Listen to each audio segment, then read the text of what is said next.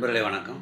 சமீபத்திய செய்தி, அதானி குரூப் அது ஒரு யுஎஸில் ஒரு கேஸ் அவங்க மேலே ஊழல் குற்றச்சாட்டு. என்ன மாதிரி கேஸுனால், அங்கே எப்படி நம்ம நாட்டில் ஸ்டாக் மார்க்கெட்டில் இது முதலீடுகள் சிறு முதலீடு போடுறவங்க பெரிய லெவலில் இன்ஸ்டியூஷனல் லெவலில், அதாவது ஆர்கனைசேஷனாக போடுறது, இந்த மாதிரி நடக்கிற மாதிரி அங்கே உள்ள ஸ்டாக் மார்க்கெட்டில் முதலீடு பெற்றுள்ளனர் அதானி குரூப். அந்த எந்த ப்ராஜெக்ட்டுக்குன்னா, நம்ம நாட்டில் சோலார் எனர்ஜி கார்ப்பரேஷன் ஆஃப் இந்தியான்னு சொல்லி மத்திய சர்க்கார் ஒரு ஆர்கனைசேஷன் வச்சுருக்காங்க. அந்த ஆர்கனைசேஷன் எதுக்காக உருவாக்கியிருக்காங்கன்னா, நம்ம நாட்டில் மின்சார தேவை, எலக்ட்ரிசிட்டி பவர் தேவைங்கிறது நாளுக்கு நாள் மிக அதிகமாக இருக்குது. அது நீங்கள் தெர்மல் பவர் போனீங்கன்னா, நிலக்கரி அது போடுறது காற்று மாசு, பொல்யூஷன் பிரச்சனை பெரிய பிரச்சனையாகும். ஸோ தெர்மல் பவரில் பொல்யூஷன் ஒரு பார்ட் இருக்குது. ஹைடல் பவர் ப்ராஜெக்டில் பொல்யூஷன் கிடையாது. ஆனால் மழை காலத்தில் தண்ணி நீரோடையில் ஓடும்போது மட்டும்தான் கிடைக்கும், மற்ற நேரம் இருக்காது. அப்போ தண்ணி நிறைய அபரிமிதமாக மிச்சம் இருக்குது அப்படின்னா, அதை சுழற்சி மூலம் அதை ஓட விட்டு அப்போது புனல் மின் நிலையம், அதாவது நீர் மின் நிலையம் அதை உருவாக்கி அதன் மூலம் மின் உற்பத்தி செய்கிறதும் இருக்குது. அது இப்போ சீசனல் ஆகிப்படுது, வருஷம் பூரா பண்ண முடியாது. ஆனால் அனல் மின் நிலையம் வருஷம் பூரா செய்யலாம். இது ஒன்று. அணு மின்சக்தி அதுவும் வருஷம் பூரா செய்யலாம். அது ஒன்லி அந்த பயன்படுத்திய யுரேனியம் சம்மந்தப்பட்ட அதனுடைய எரிபொருள் அதை டிஸ்போஸ் பண்ண, அதை காலி பண்ணுறதுல தான் பிரச்சனை. அதனால் பாதிப்புகள் ஏற்படுங்கிறதுனால அதுக்கு மிகப்பெரிய 150-200 வருஷம் வரைக்கும் புதைச்சி வைக்கிற மாதிரி, மிகப்பெரிய காங்கிரீட் ஸ்ட்ரக்சரில் புதைச்சி வைக்கிற மாதிரிலாம் அந்த மாதிரி நிறையா பாதுகாப்பு நடவடிக்கை செய்ய வேண்டியிருக்கு. அது ஆபத்துகள் இருந்தாலும் இந்த மாதிரி பொல்யூஷன் அந்த மாதிரி பிரச்சனை அதிகம் கிடையாது. பட் இந்த அதனுடைய கழிவுகள், அணுக்கழிவுகள் அதை காலி பண்ணுறதுக்கு, அதாவது டிஸ்போஸ் பண்ணுறதுக்கு ஏற்படுற பிரச்சனைகளை பாதுகாப்பு அம்சங்கள் செய்யலைன்னா அது மக்கள் மிகப்பெரிய ஆபத்து. அதில் உள்ள அம்சம் இந்த ரெனியூவபிள் எனர்ஜி அப்படின்னு சொல்லி சூரிய வெப்பத்தால் உருவாக்கக்கூடிய மின்சக்தி. காற்றாலை மின்சாரம் நமக்கு இருக்குது. காற்றாலை மின்சாரமும் பிரச்சனை இல்லாது. அதுவும் காற்று காலத்தில் மட்டும்தான் அது வரும், மற்ற நேரம் அது பெருசாக எதுவும் எடுக்க முடியாது. காற்று எப்பப்போ வேகமாக அடிக்கும், அப்போ மின்சாரம் கிடைக்கும். அப்போ எந்த நேரமும் கிடைக்கிற மாதிரி இருக்கிறதுக்கு என்ன பண்ணலாம்னா, இந்த சூரிய மின்சக்தி வருது. வெயில் உள்ள பகுதிகளெல்லாம் மின் தகடை வச்சு, சூரிய வெப்பத்தை வச்சு, சூரிய வெளிச்சத்தை வச்சு அதன் மூலம் தயாரிக்கிற மின்சாரங்கிறது அதுவும் மழை காலத்தில் இல்லாமல் இருக்கும், மற்ற நேரம் கிடைக்கும். மற்றபடி கிடைக்கும்போது அது இனிஷியல் இன்வெஸ்ட்மெண்ட், அதாவது ஆரம்ப முதலீடு அதுக்குரிய மிஷின்கள்லாம் வைக்கிறதுக்கு மிக அதிக செலவு.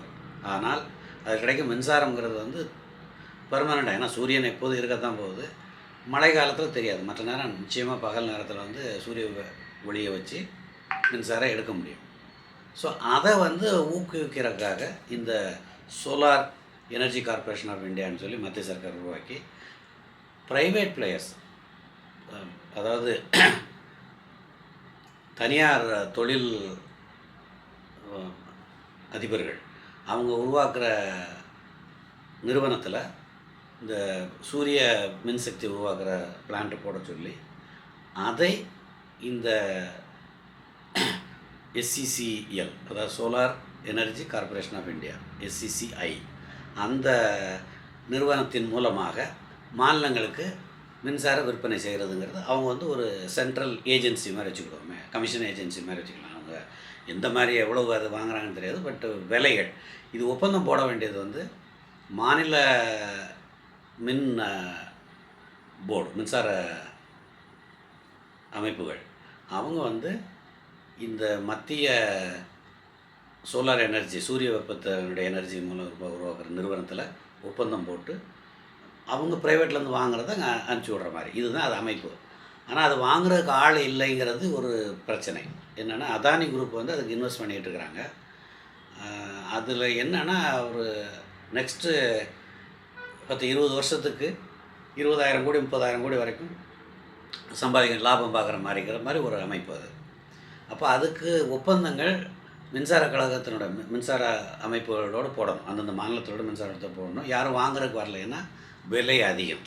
அவங்க விலை கம்மியான இதில் கொடுத்தாங்கன்னா நேரடியாகவே எல்லாருமே வருவாங்க. அவங்க அதிகமாக இருக்கிறதுனால வரலைங்கிறது ஒரு அமைப்பு ரீசன். சரி, விலை அதிகம்ங்கிறதுல நம்ம கவனிக்க வேண்டிய விஷயம், முதலீடு செலவு அதிகமாகிறதுனால விலை அதிகம்னு நம்ம சொன்னால் கூட, இது வந்து பல காலத்துக்கு 10 வருஷம், 20 வருஷம், 30 வருஷம் போகும்போது, இந்த நீண்ட காலத்தில் வந்து நிச்சயமாக லாபம் தான் கிடைக்கும். அப்படி இருக்கையில் வந்து அது விலை குறைவாக ஒரு காம்படிட்டிவாக போட்டி உருவாக்குற அளவுக்கு குறைவான அளவில் விலை வைத்திருந்தால், மாநில மின்சார கழகங்கள் ஆட்டோமேட்டிக்காக போய் அவங்கக்கிட்ட வாங்குறதுக்கு மத்திய தொகுப்பு மூலம், அந்த மத்திய இந்த அமைப்பு மூலம் வாங்குறதுக்கு அவங்க போகத்தான் செய்வாங்க. இது போகவில்லை, யாரும் போகாத அளவுக்கு அதிகமான விலைங்கிறது ஒரு குற்றச்சாட்டு. அதனால் இதை வாங்கிறதுக்கு ஒப்பந்தம் போடுறதுக்கு அதானி குரூப்பு நேரடியாக ஒரு 5 ஸ்டேட்டு சொல்கிறாங்க. ஆந்திர பிரதேஷ், தமிழ்நாடு, ஒரிசா, சத்தீஸ்கர், ஜம்மு அண்ட் காஷ்மீர். ஆந்திராவில் வந்து ஜெகன்மோகன் ஆட்சி காலத்தில் அங்கே மிக அதிகமான லஞ்சம் கொடுக்கப்பட்டதாக சொல்கிறாங்க அந்த ஒப்பந்தம் போடுறதுக்கு. தமிழ்நாட்டில் திமுக ஆட்சி, திராவிட மாடல் ஆட்சி, செந்தில் பாலாட்சி வந்து இப்போ மினிஸ்டராக இருக்கிறார். அந்த காலகட்டத்தில் தமிழ்நாட்டில் அளவு சொல்லலை, பட் ஆந்திரா அளவுக்கு அதிகம் கொடுத்த மாதிரி பணம் இல்லைங்கிறது தெரியுது இதிலேருந்து. ஆனால் லஞ்சம் கொடுக்கப்பட்டுள்ளது தமிழ்நாட்டில் கோடிக்கணக்கில் அப்படிங்கிறது குற்றச்சாட்டு. இதுதான் அங்கே அமெரிக்காவில் கேஸ் நடக்குது. ஒரிசா, அதுவும் அது நவீன் பட்நாயக் ஆட்சி, அவர் ஆட்சி போயிடுச்சு, பிஜேபி ஆட்சி வந்துருச்சு. அவர் காலத்தில் அங்கேயும் இந்த மின்துறை அதிகாரிகளுக்கு கொடுத்தாங்கிறது, லஞ்சம் கொடுத்ததாக கேஸு அமெரிக்காவில் நடக்குது. நியூயார்க் மாவட்ட நீதிமன்றத்தில் அதானி மேலே கேஸ் நடக்குது. இதை பற்றி தான் இப்போ பேசுகிறதுக்கு, அதனுடைய உள்ளார்த்தமாக என்னென்ன, அதனுடைய அமைப்பு, அது காரணம் என்ன, எந்த சூழ்நிலையில் இது வந்ததுங்கிறதுக்காகத்தான் இந்த மின்சார தேவைகளை பற்றி கூட சொன்னேன் நான். சரி, சத்தீஸ்கரும் காங்கிரஸ் ஆட்சி அப்போ இருந்தது, அவங்களுடைய ஆட்சி நடக்கும்போது. ஜம்மு அண்ட் காஷ்மீரில் வந்து மத்திய நேரடி கண்ட்ரோலில் லெஃப்டினன்ட் கவர்னர் ஆட்சி அங்கே நடக்குது. சரி, இந்த அதிகாரிகளுக்கு இவங்களெல்லாம் கொடுத்ததாக கேஸ் போட்டு அங்கே அதானிக்கு அரெஸ்ட் வாரண்ட்டே கொடுத்துருக்காங்கிறது செய்தி. அது வந்ததனுடைய விளைவு போன வாரம் ஸ்டாக் மார்க்கெட் வந்து ரொம்ப வேகமாக கீழே விழுந்து சிறிய முதலீட்டாளர்கள் தான் மிகப்பெரிய நட்டம். இது நம்ம ஸ்டாக் மார்க்கெட்டில் பற்றி நான் இன்னொரு வீடியோ போடுறேன், அதில் நிறைய படிக்க வேண்டியிருக்கு. பட் ஓரளவு மக்கள் உஷாராக இருக்கிறதுக்கு உண்டான வீடியோ வந்து நான் கட்டாயம் சீக்கிரமாக போடுறேன். அது என்ன, இந்த மாதிரி ஒரு செய்தி வந்தோடனே வேகமாக இறங்கினது, இந்த சிறிய முதலீட்டாளர்கள்லாம் காசு சுத்தமாக போயிருக்கும், அந்தளவுக்கு இறங்கிடுச்சு இந்த அதானி குரூப்புடைய ஷேர் இறங்கின வேகத்தில். சரி, ஏற்கனவே அதானி மேலே பல கட்சிகள் ஊழல் குற்றச்சாட்டு சொல்கிறது நடந்துக்கிட்டு தான் இருக்குது. இதில் என்னென்னா, காங்கிரஸ் ஆட்சி செய்யும் மாநில முதல்வர்களும் அதானியோடு தொடர்பு வைத்து கொண்டு இருக்கிறார். ஆனால் மத்தியில் வந்து ராகுல் காந்தி எப்போ போல உளறிக்கிட்டு அதானியை உடனடியாக கைது செய்ய வேண்டும் சொல்லி இந்த ஆரம்பித்தார். அங்கே கேஸ் நடக்குதுன்னு இங்கே விசாரிக்கணும்னு சொல்கிறது நியாயமானது. விசாரிக்கும் போது சத்தீஸ்கரில் அவங்க காங்கிரஸ் ஆட்சி தான் நடந்துச்சு, அங்கேயும் விசாரிக்கணும். ஜம்மு அண்ட் காஷ்மீர்லேயே கட்டாயம் விசாரிக்கணும் யாருன்னு சொல்லி. ஏன்னா அது வந்து மத்திய அரசினுடைய கட்டுப்பாடில் உள்ள லெஃப்டினன்ட் கவர்னர் ஆட்சி நடக்கிற நேரம். அவங்க சொல்லியிருக்கிறது டாப் லெவல் அஃபிஷியல்ஸ்னு சொல்லியிருக்காங்க. அதுக்கு எந்த அர்த்தம்னாலும் எடுத்துக்கலாம். அது வந்து அரசு துறையில் இருக்கிறது பொலிட்டீஷியனாக இருந்தாலும் அஃபிஷியல் தான் சொல்லுவான், அரசியல் கட்சி கொடுத்தா தான் பொலிட்டீஷியன் சொல்லுவாங்க. அதனால் அது யாருக்குங்கிறது கேஸ் நடக்கும்போதும் தெரிய வரும். சரி, இப்போ நம்ம விசாரிக்கலாம்னா கட்டாயம் நம் நாட்டில் இந்த குற்றச்சாட்டின் அடிப்படையில் விசாரணையை ஆரம்பிப்பது நியாயமாக இருக்கும். அந்த மாதிரி ஒரு கேள்வி எழுப்புவதும் அரசாங்கம் இதை விசாரிக்க வேண்டும் என்று இறங்குவதும் நியாயம். ஒரு ஊழல் குற்றச்சாட்டு 2000 கோடிக்கு மேலே லஞ்சம் கொடுத்துருக்காங்க அப்படிங்கிற மாதிரி ஊழல் குற்றச்சாட்டு அந்த நாட்டில் கேஸ் நடந்து, சரி அவங்க ஏன் இங்கே அதானி மேலே அதை கேஸ் போடுறாங்கன்னா, அந்த நாட்டில் இவர் சூரிய மின் உற்பத்தியை பெருக்கிறதுக்கு இவர் வந்து போட்ட ப்ராஜெக்டு, அந்த திட்டத்துக்கான பணம் வந்து அமெரிக்காவில் ஸ்டாக் மார்க்கெட் மூலம் பணம் முதலீட்டாளர்கிட்ட வந்து வாங்குறாரு. அப்போது அங்கே உள்ள சட்டத்திட்டப்படி இந்த லஞ்சம் கஞ்சம்னு எதுவும் வந்தாங்கன்னா சும்மா விட மாட்டாங்க. ஏன்னா அந்த மக்கள்கிட்ட வாங்கின பணம் தான் லஞ்சமாக போகுதுங்கிறது தான் குற்றச்சாட்டு இப்போ. ஸோ அதன் அடிப்படையில் அமெரிக்க மக்களின் பணத்தை வைத்து ஒரு திட்டம், ஒரு தொழிற்சாலை கொண்டு வந்து அந்த தொழில் ஏற்படுத்துவதற்கு அமெரிக்க மக்களிடம் பணம் வசூல் பண்ணிட்டு அதில் கிட்டத்தட்ட 2000 கோடி ரூபாய் லஞ்சம் கொடுத்துருக்குறாங்கிறது குற்றச்சாட்டுன்னு வர்றதுனால அதை நீதிமன்ற விசாரணை, எங்கள் ஜூரிஸ்ட் சிஸ்டம், அந்த சிஸ்டத்தை பற்றி நம்ம தனியாக பேசணும். அது கொஞ்சம் நம்மள்ட்ட ஒரு வேறுபட்டதாக இருக்கும். அதில் அரெஸ்ட் வாரண்ட் கொடுக்குற அளவுக்கு வந்திருக்கு. ஓகே, அதை கொடுக்கும்போதே குற்றம் நிரூபிக்கும் வரைக்கும் அவங்க வந்து இன்னோசன்ட், குற்றச்சாட்டப்பட்டவர்கள்.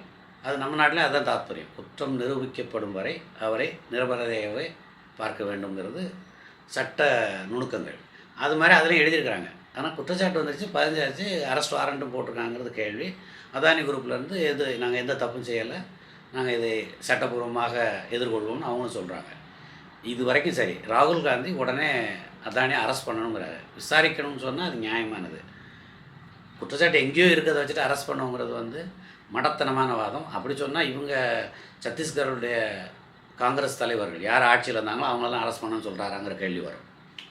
சரி, தமிழ்நாட்டில் இந்த கேள்வி வரும்போது திராவிட மாடல் ஆட்சி மேலேயும் அந்த குற்றச்சாட்டு இருக்கும். ஏன்னா தமிழ்நாட்டு மின் வாரியத்து அதிகாரிகளுக்கும் மேல்நிலையில் உள்ளவங்க கொடுத்துருக்காங்கன்னு சொல்லும்போது இவர் செந்தில் பாலாஜி இப்போ ஒரு விளக்கம் கொடுத்துருக்காரு. நாங்கள் அதானியோட எந்த ஒப்பந்தமும் போடலை. குற்றச்சாட்டு அது கிடையாதே. இவர் ரொம்ப புத்திசாலித்தனமாக பதில் சொல்லியிருக்கிறாரு. அதாவது அதானியோட நாங்கள் எந்த ஒரு ஒப்பந்தமும் போடல. கட்டாயமாக குற்றச்சாட்டு அது இல்லை. மாநில மின் கழகங்கள், மின்துறை நிறுவனங்கள், மத்திய solar energy corporation of India அதில் தான் ஒப்பந்தம் போட்டு அவங்க மூலம் ப்ரைவேட்டில் அவங்க என்ன விலைக்கு விற்கிறாங்களோ அந்த விலைக்கு வாங்குறது. இவங்க வந்து சும்மா ஃபார்வர்ட் பண்ணி விடுற வேலை மட்டும் தான் செய்வாங்க. இந்த எஸ்சிசிஐங்கிறவங்க solar energy corporation of India வேலை வந்து மத்திய நிறுவனத்துக்கு வேலை வந்து ஒரு நடுவில் இருக்க ஏஜென்ட் மாதிரி. ப்ரைவேட் ஆள் யார் யார் உற்பத்தி பண்ணாலும் அதை அவங்களோட சேனலில் வாங்கி அவங்க மூலம் வந்து அந்தந்த ஸ்டேட் யார் யார் ஒப்பந்தம் பண்ணுறாலும் அவங்க போகும். ஒப்பந்தம் போட சொல்லி அதானி நேரடியாக இறங்கி இந்த 5 மாநிலங்கள், இந்த குற்றச்சாட்டில் வந்து இந்த 5 மாநிலம் வருது. ஆந்திர பிரதேசம், தமிழ்நாடு, ஒரிசா, சத்தீஸ்கர், ஜம்மு அண்ட் காஷ்மீர். இதில் எந்த ஒரு மாநிலத்தையும் பிஜேபி ஆட்சி கிடையாது. சரி, லெப்டினன்ட் கவர்னர் ஆட்சினா அது அரசியல் கட்சிகள் ஆட்சி கிடையாது. பட் அது விசாரிக்கப்பட வேண்டியது. அதுக்காக விட்டுறலாம்னு நான் சொல்ல வரல. அது யார் பல நடந்திருக்காங்கன்னு விசாரிக்கப்பட வேண்டியது. அப்போ அரசியல் கண்ணோட்டத்தில் பார்த்தா காங்கிரஸ் கட்சி அதில் ஆட்சி நடந்தது இருக்குது. நவீன் பட்நாயக் அவர் பிஜு ஜனதாதள் அவர் இப்போ ஆட்சியில் இல்லை, அப்புறம் அவருடைய ஆட்சி காலத்தில் நடந்ததுன்னு வருது. இந்த திராவிட முன்னேற்ற கழகம், திராவிட மாடல் ஆட்சி, செந்தில் பாலாஜியினுடைய தலைமையில் உள்ள அதன் மேலே குற்றச்சாட்டு வருதுன்னு வருது. செந்தில் பாலாஜி வாங்கினா நம்ம சொல்ல வரல. கேஸ் வந்து இந்த திராவிட மாடல் ஆட்சி நடக்கும் காலகட்டத்தில் இங்கேயும் பணம் கொடுத்தா அங்கே கேஸ் நடக்குது. ஆந்திராவில் ஒய்எஸ்ஆர் காங்கிரஸ், அதாவது அவரும் இப்போ தோற்று போயிட்டார். இவங்கள்லாம் விசாரிக்கப்பட வேண்டியவங்கன்றால் அது நியாயமான கேள்வி. இவர் செந்தில் பாலாஜி வழக்கு வந்து நாங்கள் அதானியோட நாங்கள் ஒப்பந்தம் போடலாம். அதானியோட ஒப்பந்தம் போட்டதாக குற்றச்சாட்டே கிடையாது. நீங்கள் சோலார் எனர்ஜி கார்ப்பரேஷன் ஆஃப் இந்தியாவுக்கு ஒப்பந்தம் போடுறதுக்கு அதானி பணம் கொடுத்தாரா இல்லையா என்பதுதான் விசாரிக்கப்பட வேண்டியது. சரி, இங்கே ஒன்றுமே செய்யலாம். அங்கே விசாரித்து குற்றம் நிரூபிக்கப்பட்டால் இங்கும் லஞ்சம் கொடுத்ததற்காக அவர் அங்கே விசாரிக்கப்பட்டு தண்டிக்கப்படுகிறார் நடந்தார். இங்கே லஞ்சம் வாங்கினவங்களும் இங்கே நம்ம கட்டாயம் விசாரித்து தண்டிக்க வேண்டும் என்பது நம் கருத்து. சரி, அது வரைக்கும் வெயிட் பண்ணணுமா? இல்லை, குற்றச்சாட்டு வந்திருக்கு, விசாரிக்கப்பட வேண்டும். அதை விட்டுட்டு உடனே அதானி அரெஸ்ட் பண்ணு, இதெல்லாம் வந்து மட்டமான வாதம். தன் கட்சிக்காரங்க மேலேயும் குற்றச்சாட்டு இருக்குங்கிறதை உணராமல் செய்யும் வாதம் ராகுல் காந்தியினுடைய வாதம். அது வழக்கம் போல் ராகுல் பேசுகிறது எதுவுமே உருப்படியாக இல்லைங்கிறதுக்கு இது ஒரு உதாரணம். இன்னொரு கருத்து வந்தது இந்த அதானி மீதான குற்றச்சாட்டு பற்றி. நம் நாட்டு அரசியல் போலவே இங்கேயும் வந்து ஆளுங்கட்சி எதிர்கட்சி அந்த 2 கூட்டணி தனியாக இருந்துட்டு இந்த அவதூறு பரப்புறதுங்கிறது வேகமாக தான் பண்ணுறாங்க அங்கே. அதே மாதிரி அங்கேயும் இப்போ ட்ரம்ப் வந்து ஜனவரி 20, 2025 ஜனவரி 20 பொறுப்பேற்க போகிறார். 4 வருஷத்துக்கு ட்ரம்ப்பினுடைய அதிகாரம் அங்கே. இப்போ ஆட்சியிலேருந்து போகிறது வந்து ஜோசப் பைடன். இந்த அரசு, இந்த டெமோக்ராட்டிக் அரசு வந்து இந்திய அரசுக்கு நெருக்கடி கொடுப்பாரு. ஏன்னா இது பாராளுமன்றம் கூட்டம் ஆரம்பிக்கிறதுக்கு முன்னாடி, ஏன்னா ஹிண்டன்பர்க்குன்னு சொல்லி அதானிக்கு மேலே உள்ள ஒரு குற்றச்சாட்டு அமெரிக்க கம்பெனி கொடுக்கையிலையும் கரெக்டாக பாராளுமன்றம் ஆரம்பிக்கிறது அவங்க ரிலீஸ் பண்ணாங்க. குயமுறைன்னு கத்திக்கிட்டு இருந்தாங்க. அதே மாதிரி இப்போ திங்கக்கிழமை பாராளுமன்றம் கூட போகுது. ஒரு நாள் போன வியாழன் வெள்ளி வந்து அவங்க அங்கே கேஸு நியூயார்க் கோர்ட்டில் வந்து கேஸ் போட்டு வாரண்ட் வந்திருக்கிட்டாங்க. வியாழக்கிழமை வெள்ளிக்கிழமை படு வேகமாக வேளாண்வழி 2 நாளுமே இறங்குச்சுன்னு நினைக்கிறேன். அந்த மாதிரி மிக அதிகமான ஸ்டாக் மார்க்கெட்டில் வந்து அதனுடைய விளைவுகளை பார்த்தோம். சரி, இது அங்கே உள்ள அரசியல் என்ன சொல்கிறாங்கன்னா, கவனிக்கப்பட வேண்டியது, ஆனால் புறந்தள்ள வேண்டியது இல்லை. இந்த குற்றச்சாட்டை விசாரிக்க வேண்டும் என்பதில் மாற்று கருத்து இல்லை. பைடன் அரசு அங்கு ட்ரம்ப்புக்கு நெருக்கடி கொடுப்பார், ஒரு சிக்கலை உருவாக்குறதுக்கு, இந்தியாவில் பிரச்சனை இருக்குங்க மாதிரி காட்டுறதுக்கு ஒன்று. ஏன்னா பைடன் வந்து ட்ரம்ப் வந்து இந்தியாவுக்கு சப்போர்ட் பண்ணுவாருங்கிற மாதிரி ஒரு எண்ணம். நான் அப்படிலாம் நினைக்கல. ட்ரம்ப் வந்து அமெரிக்காவுக்கு நல்ல தான் அதுதான் அந்த ஆள் செய்வார். ஃப்ரெண்ட்ஷிப் எல்லாம் இருக்கும், திருப்பி திட்டிக்கிட்டு இருக்கிற மனுஷன் அந்த ஆள். அவர் அதனால் இந்தியாவால் அவங்களுக்கு ஆபத்து எதுவும் இல்லை. பட் இந்த எக்ஸ்போர்ட் இம்போர்ட், அதாவது ஏற்றுமதி இறக்குமதியில் நம் நாட்டில் சில விஷயங்களில் இந்தியா மேலும் பிரச்சனை செய்யக்கூடிய மனிதர் தான் ட்ரம்ப். ஆனால் தவறு செய்து கொண்டிருக்கும் சைனா போன்ற நாடுகளுக்கு மிக அதிகமான பிரச்சனை வரும் ட்ரம்ப்பினுடைய அணுகுமுறையில். அதனால தான் ட்ரம்ப் வர்றது நல்லது. நாங்கள் பாகிஸ்தானும் சைனாவும் வந்து மிக கடுமையாக பாதிக்கப்படுவார்கள் அவருடைய ரோகுத்தனமான நடவடிக்கையால். ஏன்னா அதனால் அமெரிக்காவுக்கு என்ன ஆபத்து வருதுங்கிறத வச்சுட்டு அந்த மனிதர் வந்து வேகமாக இருப்பார். இங்கே இந்தியாவை பொறுத்தளவுக்கு நட்பு நாடுன்னு ஒரு அளவு வச்சுக்கிட்டால் கூட அமெரிக்கா சொன்னதெல்லாம் இந்தியா கேட்குறது. ஏன்னா உக்ரைன் ரஷ்யா வாரில் வந்து நியூட்ரலாக இருக்குன்னு சொல்லிட்டு ரஷ்யாவை வந்து கண்டிக்காமல் இருக்கிற நாடு இந்தியா. அந்த கோபம் வந்து மேற்கத்திய நாடுகளுக்கு உண்டு. அதை வெளிக்காட்டிக்க முடியல. சைனாவினுடைய கவுண்டர் பேலன்ஸை நம்ம வச்சுக்கிட்டு அதை டிப்ளமேட்டிக் இதில் பேசும்போது ராஜ்ய ரீதியில் பேசும்போது இதில் நீங்கள் ரஷ்யாவுக்கு எதிர்ப்பாக நிற்கணும்னு சொல்லலாம் முயற்சி பண்ணுறாங்க. இந்தியா ஒத்துக்கிறதில்ல. இந்த மாதிரி பிரச்சனைகள்லாம் இருக்கிறதுனால இங்கே ஒரு நெருக்கடி கொடுக்கறதுக்காக இந்த கேஸை பெரிதுபடுத்தி விட்டனர் என்றது. கேஸை பெரிதுபடுத்தினர் அல்லது இல்லை என்பதெல்லாம் ஒரு பக்கம் இருக்கட்டும். அந்த மாதிரி ஊழல் குற்றச்சாட்டு இருக்குது அப்படிங்கிறதுனா இப்படி இந்த மாதிரி செய்தி பார்த்தேன். அதாவது பைடன் அரசு தான் இதை உடனே அவசர அவசரம். ஏன்னா இப்போ வந்து கேஸ் உடனடியாக அர்ஜெண்டாக போட்டது காரணம் வந்து ட்ரம்ப் வந்தால் இதை வேகமாக எடுக்காமல் விட்டுருக்கு வாய்ப்பு இருக்குங்கிற மாதிரி செய்தாங்கன்னு ஒரு செய்தி பார்த்தேன். அப்படி இருந்திருந்தால் கூட அது உள்ளூர் அரசியல் காரணமாக இருந்தால் கூட இது விசாரிக்கப்பட வேண்டிய விஷயம். அதானி ஊழல் செய்யவில்லை என்றால் அவர் அதை நிரூபித்து விட்டு நாங்கள் பணம் அப்படிலாம் ஊழல் பணம் கொடுக்கலை அப்படின்னு நிரூபித்துவிட்டு வர வேண்டியது அவர்களுடைய கடமை.